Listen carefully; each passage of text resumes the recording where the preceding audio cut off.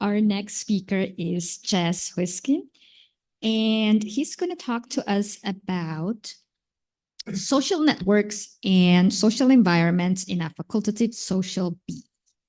Looking at social networks and social environment in facultatively social B, Serotina calcarata. So I just want to provide a bit of a background because social networks are not always used, even in behavior. So they were originally developed in sociology and psychiatry. So this is a social network of individuals in a grade 2 classroom. That is one of the earliest social networks put together by Jacob Moreno, a Romanian psychologist, looking at childhood development and social groups. But in the 70s, they were applied increasingly to very social organisms, primates, birds. But this is an interesting example of a social network involving humans and dolphins in Brazil who cooperate in fishing. So you can see in the shapes and the fillings of the plots that individuals who cooperate in the white circles tend to associate with themselves, and the same goes through for those who do sometimes here and those who never actually cooperate. So you can reveal patterns using social networks that simple dyadic interactions don't actually reveal. Things like this would be called assortativity, where similar individuals are inclined to exist in groups together. But then you have the kind of systems I'm interested in, which are very simple social systems. So in Drosophila, organisms not really regarded as social. You can actually find social behaviors from simple things like proximity, if they groom in proximity, or even if they just approach one another. You can find non-random structure, social structure in their behavior that's even linked to their genotype. So just a really simple introduction here, or a refresher, depending. Social networks consist of nodes, which are individuals, which may have properties, but then they're connected by a variety of different types of edges or arcs. So these can be directed, as in my research, where one individual is acting on another individual. So it's not a reciprocal reaction or a one-to-one just proximity. There's one individual doing the activity to another individual. And then you have these other groups that are not often used. Self-loop would be something like treating oneself to some kind of behavior, grooming. So there are simple measures of social networks that we can use that look at the local level, so particular nodes. So in this case, this is clustering coefficient. So you just count the number of relationships between your direct neighbors. So the focal individual is black. And then you can connect. So in the first example, you have one connection between your neighbors. And then in the second example, 3 connections between each of your neighbors. So that measures local structure. But then when you average it over the whole social network, you can get actual total picture of network structure. So clustering coefficient, when you average it, can tell you actually how many are the different groups and communities are there within your social network at the network property level rather than just an individual node. So in social insects, social networks are actually very revealing. So for instance, in this Rhopalidian paper wasp, predicting which individual replaces the queen when you remove the queen is actually very difficult. They're all physiologically identical pretty much. And even looking at an individual social network, you can't tell. But if you look at each of these combined social networks and find the intermediate individual in all of them, that's the individual that will replace the queen. So it's more revealing than a simple dyadic analysis or looking at a social hierarchy would be. So that brings me to the bee that I study, which you've already heard quite a bit about today.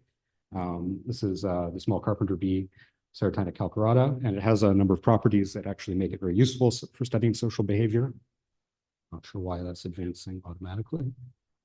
So they are nest loyal. So unlike a strictly solitary bee, they will continue to associate with the nest and care for their offspring. They break down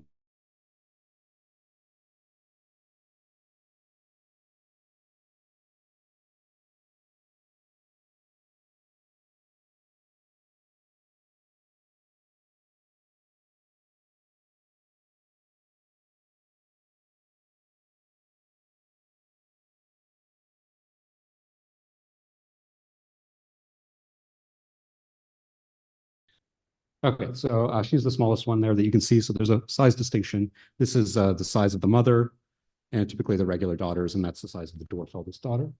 And their life cycle, simply they emerge from their natal nests or from where they've dispersed to start a new nest in the spring. They tunnel the nest, And then in the summer, they continue to provision their offspring. And then in the fall, they have this season where they actually will forage, and the dwarf eldest daughter will feed her siblings, especially in the absence of the mother in orphan nests. And then she will not survive overwintering. So she's sort of a worker that's produced in some nests, but not in others. And she gets some small amount of indirect fitness from feeding. So in my master's research, I used observation nests to look at overall colony behavior, but I didn't have marked individuals, so I couldn't look at social networks. So you see here that under these different conditions, a control with mothers and dwarf eldest daughters, with mothers removed, and mothers and daughters, dwarf eldest daughters removed, you see this massive increase in, interestingly, both tolerant and aggressive behaviors. So there's just an overall increase in behavior, but we weren't able to look at which individuals were receiving tolerant or aggressive behaviors in the nest. So we don't really know if there's a social hierarchy based in aggression. So I wanted to look at social networks within the nest in particular, so I could identify whether or not the social environment was actually changing the social structure within the nest. And I predicted that social networks would actually change under these different social environmental factors, and that the dwarf eldest daughters and the mothers would likely be hub individuals, either because they're receiving aggression in the case of the dwarf eldest daughter, or they're likely at the top of the hierarchy in the case of the mother.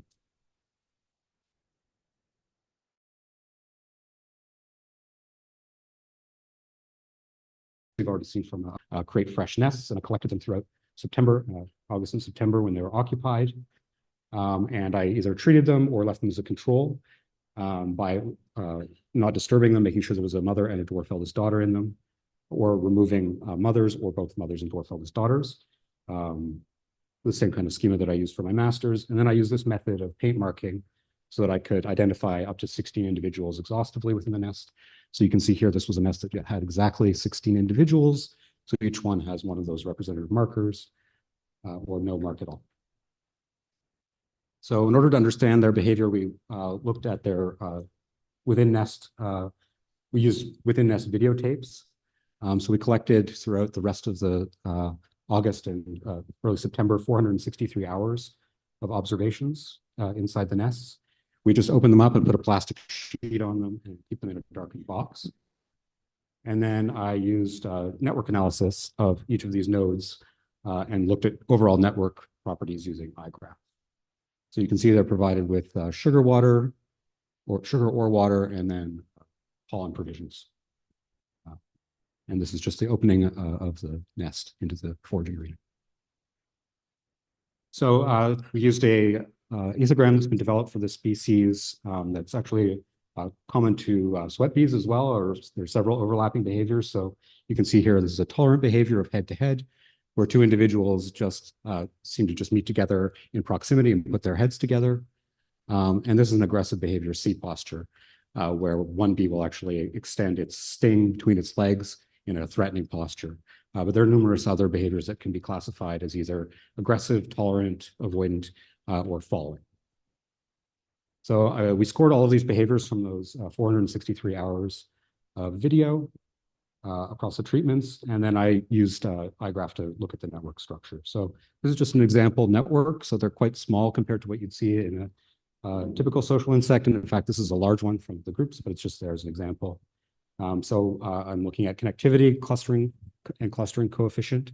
Connectivity is just the number of realized relationships that are possible within the network. So total connectivity would be every single individual interacts with every single other individual. And then clustering coefficient was the example that I showed at the beginning, where it's the measure of the number of your neighbors who are also associated with each other. And then in future, I'm going to be looking at betweenness centrality of the actual nodes, which is a measure of their importance in the network, local clustering coefficient of those individuals, and then find out which individuals are hub individuals using a number of measures. And then looking at correlation between phenotypes. Are regular daughters associating with one another, or maybe there's a negative correlation. Maybe regular daughters are most often associating with the dwarf eldest daughter. So my preliminary results, I'm looking at connectivity and clustering coefficient. So this is overall connectivity across all the treatments. So not of any particular category of behavior, but just of all interactions altogether. And you can see there's a trend of actually lowering network density, so lowering connectivity with the removals, which I'll talk about a little bit later.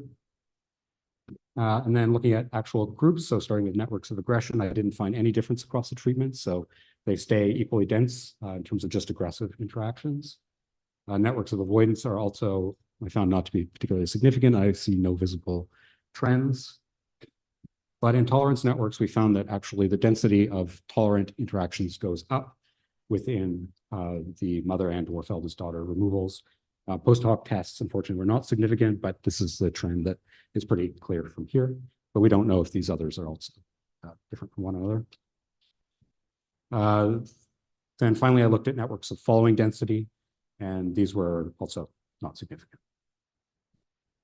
So moving around to clustering coefficient across the whole network, I found that it was not particularly significant, although there is a major difference in variation between the groups that I haven't tested yet. Networks aggression as well, there's only a small trend of it being greater here, but nothing significant, nor in networks of avoidance. And neither in tolerance networks, there was no clustering difference in clustering coefficient. And then finally, the following behavior had no clustering coefficient at all, which means that it's just single or pairs of individuals are following one another with no relationships between their neighbors at all.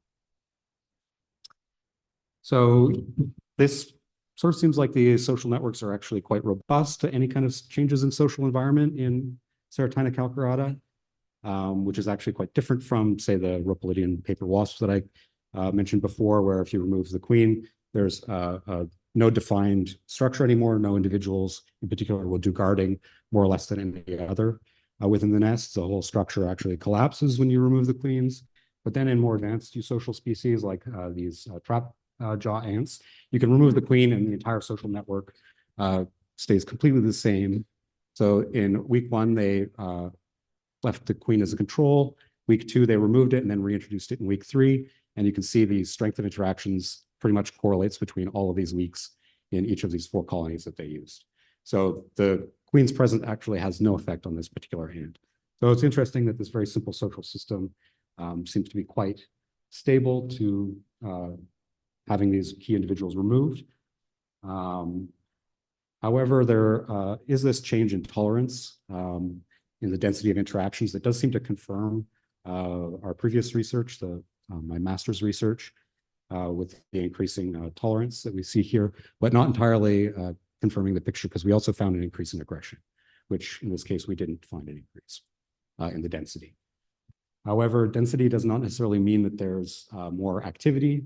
So this could be explained by colony structure. So it's just between a few individuals. There could be a large number of interactions, or you could have a low density network if it's just between a strict hierarchy, and there would still be more activity. So as I actually dig into which individuals are receiving these activities, I'll be able to learn a little bit more about that, hopefully. And so these are just preliminary results. And for future research, we'd like to look at relatedness. So I'll be using microsatellites, see if there's differences in position within social network by relatedness. And then I'm also looking at natural variation. I have about 1,000 hours of video of just naturally collected nests containing DEDs or not, just through natural variation.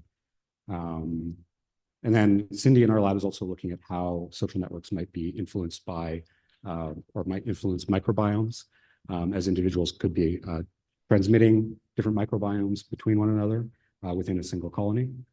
And yeah, with that, I'd like to thank my whole lab and everyone who organized this as well, and all of our funders, including Vernon Oliver Stong, OGS, and the NSERC CGSD. And I'll take any questions that people may have.